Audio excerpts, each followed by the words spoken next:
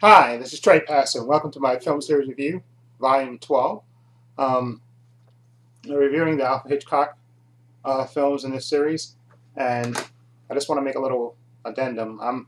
I reviewed two Hitchcock movies for today, so instead of starting another film series, I guess which would be Volume 14, because I finished up with Hellboy series last week, I'm going to review two Hitchcock movies every Sunday, so that way I can hurry up and finish the rest of the Hitchcock box set. So until I finish that, and I think so. I think I have. So what I did actually reviewed. I watched two Hitchcock movies, and like I promised last week, I reviewed The Trouble with Harry, which is one I hadn't seen before, Hitchcock movie. Okay, and then later I'll review the movie that I watched after that, which is The Man Who Knew Too Much. Okay, that'll be in the next video. Okay, and that'll be Volume 12, but it'll just be another Hitchcock movie instead of another series. Okay, and I'll just do that until I finish off the Hitchcock movies, which should be in a couple of weeks. Anyway, 1955's The Trouble with Harry. There it is, Alfred Hitchcock. Now, I hadn't seen this movie before. Okay, this movie, of course, stars John Forsythe, Shirley MacLaine, Edmund Gwenn.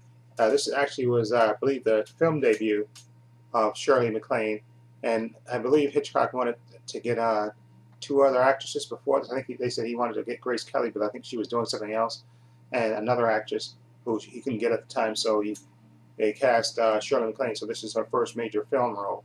Okay, and basically the Trouble with Harry is sort of a dark uh, comedy in a way, because the trouble with Harry is dead basically, and everybody seems to have a different opinion about what they want to do with his body, and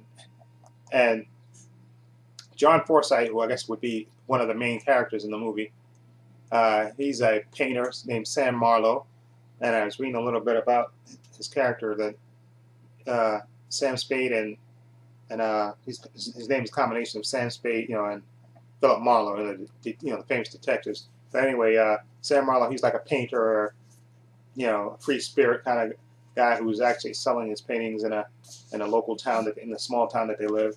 And you have Edwin Gwenn, who played Santa Claus in Miracle on 31st Street. He's played as Captain Albert Wells, a former seaman who's basically in the woods hunting, rabbits. And then you have Mildred.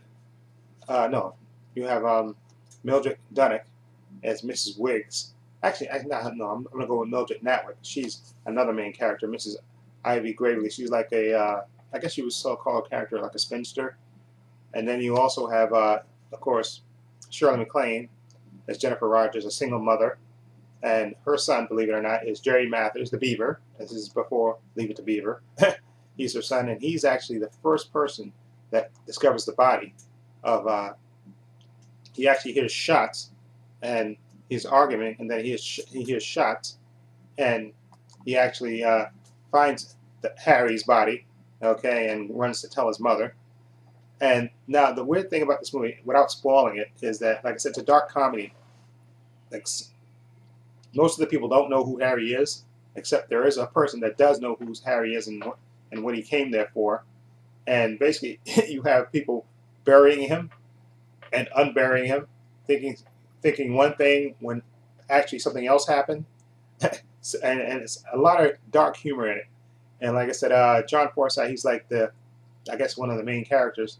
And because I think the four main characters is Edmund Gwenn, John Forsythe, Shirley MacLaine, and Mildred and Natwick. Yeah, and they make the foursome up of of people that they first discover the body, bury it, and then other people discover the body, unbury it, and it's a whole kind of comedy of dark comedy of who Harry is and what he came there for, and what to do with his body, and it's like a dark comedy, and it's entertaining. I don't think it's Hitchcock's best, one of his best, but I thought it was entertaining, and again, Shirley MacLaine, absolutely beautiful. This is a film debut, and she absolutely beautiful. Okay, John Forsythe was okay, and I like Edmund Gwenn as the retired sailor guy who was basically helping them. And like I said, it's funny, and like I said, and Jerry Mathers is fun in his little part as the child of the single mother Shirley MacLaine, and without spoiling it, what Harry's connection is to anybody. It's a fun movie. It's it's like a dark comedy. It's romantic. It has its romantic moments, and but it's mostly a dark humor in it. Okay, with the burying the bodies, the unburying the bodies, moving things around, and people deciding what to do.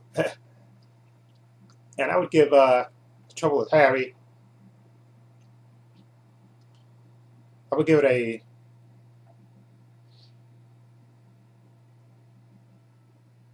I would give it a. I would give it a 6.8. Not quite a 7. I think a 6.8. Like I said, I don't think it's one of Hitchcock's best, but it was entertaining for what it is. And I would give it a 6.8. Not quite a 7. I think if the script would have been better, but because there's things that happen in the movie, like a lot of dark humor, and the characters sometimes are not really likable, but it's a lot of dark humor, which I found amusing. So I'm going to give it a 6.8, The Trouble with Harry.